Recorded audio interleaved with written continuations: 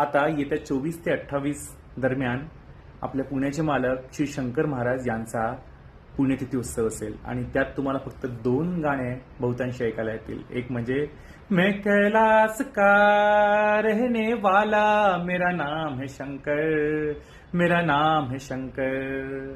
आणि दुसरं म्हणजे की रात्रंदिवसा देवा तुमची मूर्ती ध्यानात, कसा लागेनांत, स्वप्नात आले आमच्या शंकर महाराज, स्वप्नात आले आमच्या शंकर महाराज.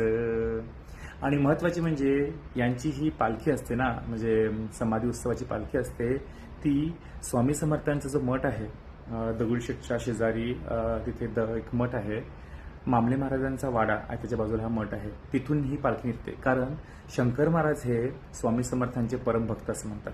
त्यामुळेच तुम्ही जर कधी धनकवडीच्या शंकर महाराजांच्या मठात गेला तर तुम्हाला एकच मंत्र ऐकायला मिळेल, जय श्री स्वामी समर्थ, श्री स्वामी समर्थ. हा ध्यानमंत्र दिवसभर त्या मठात चालू असतो.